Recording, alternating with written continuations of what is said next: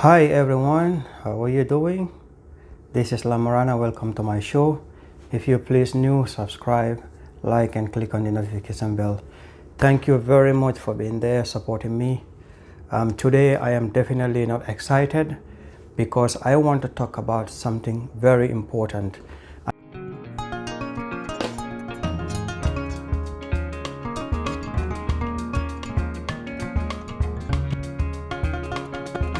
And the question is, who is benefiting from the Gambia? And as we delve into this topic, you're going to see exactly what I am talking about. There is so much going on in my country and the citizens are getting frustrated. But first, let's go into the leadership. We have a very, very big problem in the Gambia. We lack good leadership. And by this, I mean from the head of state going through all the people who are in positions of power in my country. Gambians, we have to remember that in 2016, we voted for change. I never thought that in 2020, Gambians will be frustrated about this very government that they voted into power. We thought that this government was going to be a government with a difference. We thought that this government was going to be there to help the Gambian people alleviate their suffering. But today, more and more Gambians are crying because the situation, the conditions in the country is terrible, is horrible. How long are we going to allow this thing to happen? Because the leadership that we have today in the Gambia, their priorities are misplaced. They don't know exactly what they are doing. We have all seen what is taking place. So many issues are wrong in my country. This is not about politics. I am not here to chastise anyone. I am speaking because I am concerned about my country. What is happening in the Gambia, I don't want to see it happen. Who are the very people benefiting from the Gambia? These are our very few Gambians who are benefiting, the people who are in power today. Because their families are okay financially, their cronies are okay, so they don't give a heck about anybody else. Because if not, the things that are taking place today should not be happening. There is a lot of economic suffering on the Gambian people. We thought that by 2020, the situation in my country will be improving. But instead, everything is getting out of hand. And we Gambians are the very one to be blamed. Because we put this government into power. If we see things are going wrong, it is our duty to speak out. Why aren't we doing that? What are we scared of? We have to know that it is our inherent right as Gambians to benefit from our country. I want to first look at what is happening within the fisheries sector. Of late, I am disgusted with what is happening in the Gambia. Because the industry itself, the major players in that industry are not Gambians. I have made mention of this in my previous videos. We have to own what belongs to us. It has to be Gambia first. As a patriotic leader, you have to look out for your people. Just the other day I saw, people complaining in the market saying that fish is becoming a problem. There is scarcity of fish in the Gambia. How is that possible? There are two reasons, and I'm going to give you. The first reason is, like I said, the major players within the fisheries sector are not Gambians. And we should never allow this thing to happen in our country. Gambia belongs to Gambians. Our local industries should be protected. Our fishing sector is controlled by Senegalese. Whenever the Senegalese decide to go, we always have a problem of fish shortage in the Gambia. And we know that 95% of all Gambian households depend on the fish for their daily survival. So essentially, if there is scarcity of fish in the Gambia, we are putting more and more people in problem, meaning we cannot afford to provide for ourselves. It's very easy. Let the government invest in Gambian fishermen. Please buy more fishing boats, buy fishing trawlers, give it to Gambians, empower the youths so that they can go into the sea and fish for our Gambian people. We know that when it comes to animal husbandry, that industry is virtually non-existent. The very source that gives the Gambians their daily bread is the River Gambia and the Atlantic Ocean. If the river resources are under-tapped or over-exploited, we are still in the same problem. Yesterday, I listened to a fisherman from Gunjur village. He is saying that we have ample fish in the waters.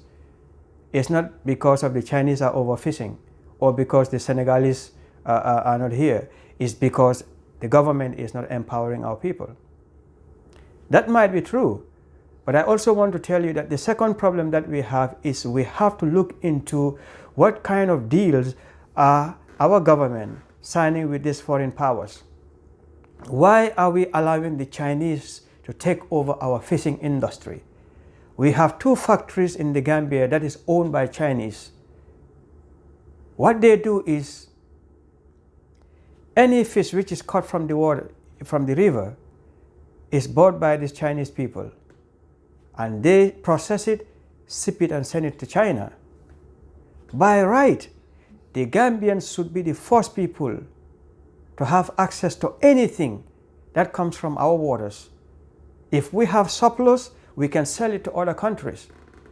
But how can you, as a government, deny your citizens the access to your marine resources and allow foreigners to come, take it at the expense of your own people? This is something that we have to discuss about. We cannot let the Chinese control our marine resources. We cannot allow that to happen in Gambia. We got to do something. The talking is too much. Let's walk the walk. And how can we do this? We have to mobilize. We have to sensitize our people. We have to be out there. Let's make this government responsible if they don't want to. Because there is a popular saying in Mandinka. They said when the head is affected, the entire body is affected. And we have a leadership problem in the Gambia. Our president is not in touch, or he is not in tune with anything. He doesn't understand the art of politics. He doesn't understand the role of leadership. We have all seen it, man. It is evident. It is out there. So if we have such a government, it is the people who should step in to make sure that the government does what is right by the people.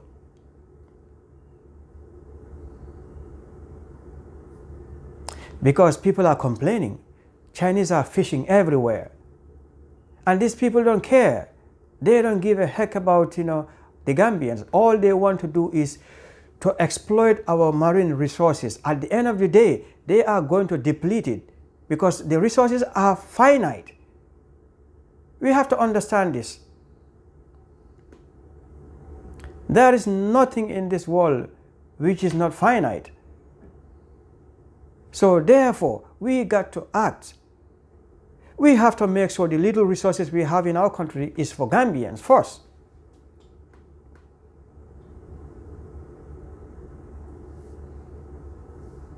But it's so sad, it's so pathetic that we have a government who cares about only outsiders.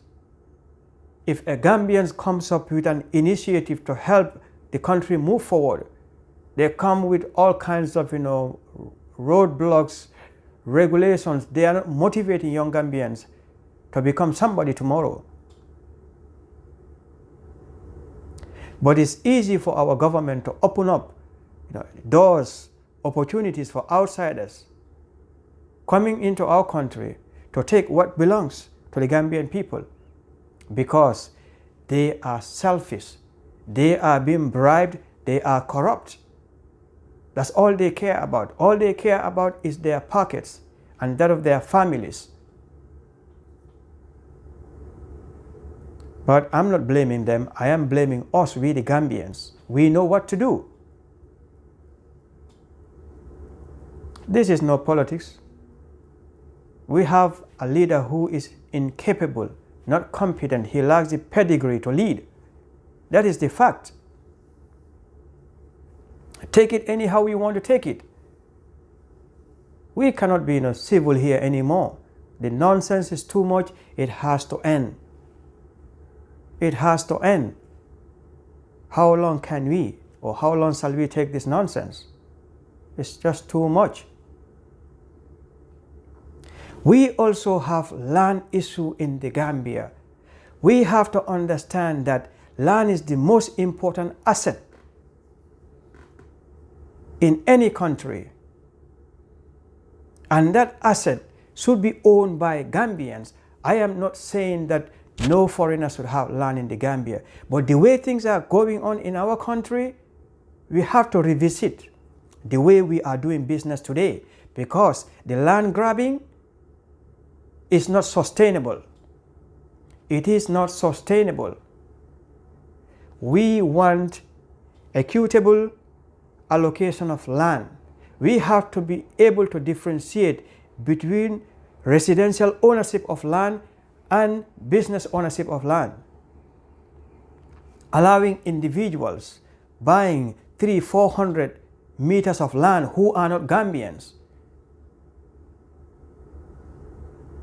Come on, we got to be very serious here, man.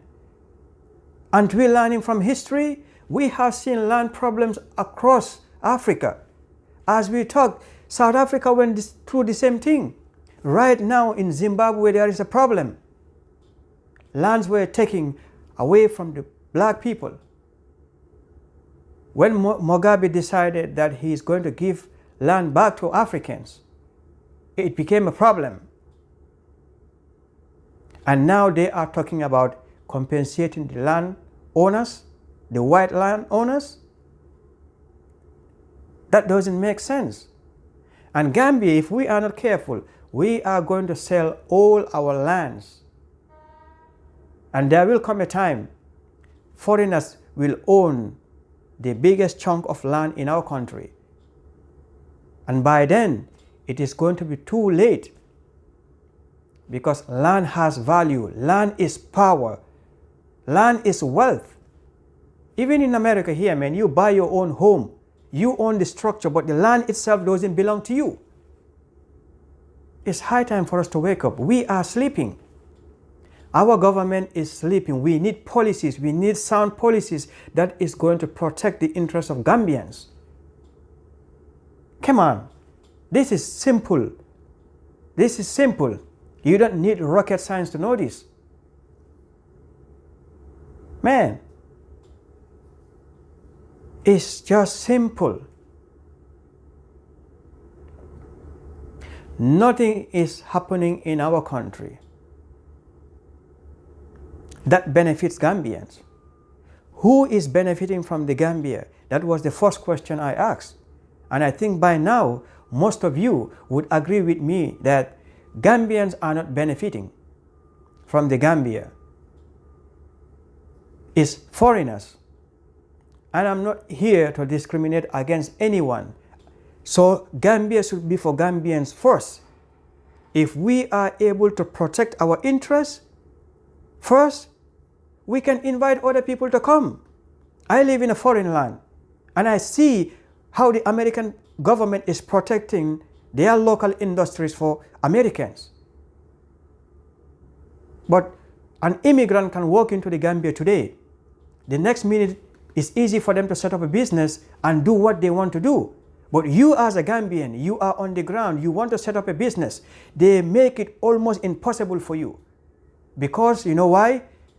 The people in office are corrupt. They want you to bribe them. If you don't give them something, you as a Gambian, they will never help you out. And this, the people who are coming into our country, they know this. They know that corruption is a weakness in the Gambia. Corruption is endemic. And when they come, they use money to buy out our people. Somebody is coming bribing you a few $100s. You think that is money? You are just a sellout, ashamed of yourself. You are a sellout. We need people who have backbones in places of authority. And it starts with the leadership. Because we have somebody who is incompetent in office. All he does is sleep and see people do what they want to do. Be a leader, man. You know what is happening in the country. Go around and meet your people. Ask them questions. Know what their concerns are so that you can help them. Because Gambia belongs to us. We the Gambians. We own Gambia. So therefore, anything good in the Gambia should go to Gambians first. Any country you go in the world, you go to Senegal, Senegal is for Senegalese first. You go to England, England is for the English first. Why can't we do the same thing? I'm not talking about nationalism. I am talking about being a patriot. Patriotism is important. You have to have love for your country. And not only that, it has to be shown through your actions. Be a leader, be a president, lead this country. We want a better Gambia. This is the deal that we had with you. This is the social contract we signed with this government in 2016 when we went to the polls to vote for you. We said we want a better Gambia. And then you promise us that your government is going to be a government with a difference. It means you are lying to us. You have lied to the Gambian people. And I hope Gambians will wake up to understand that some politicians are not worth what they tell you on their campaign platforms. And 2021, Gambians, I want you to wake up. Politics is important as your life. Because the person that you choose to lead you determines what your future is going to be. Let's vote people into power who will serve our interests. This is the message I have for you, my brothers and my sisters. I'm really pumped up today because I am very passionate about this. And I think if we should work together, if everyone should speak out, it doesn't matter where you are, no matter how remote you are in the Gambia, add your voice to the voices that are speaking for the truth. Together we can make this thing happen. And if the government of the Gambia is listening to me, it's time for you to, man up. Man up and protect the interests of the Gambians.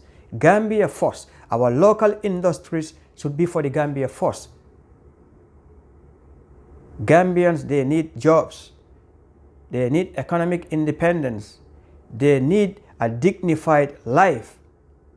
And the only way you can do that is to provide opportunities for everyone in the Gambia, regardless of their political affiliation, their tribe, their religion, their gender or sex, whatever. With that, I come to the end of this video.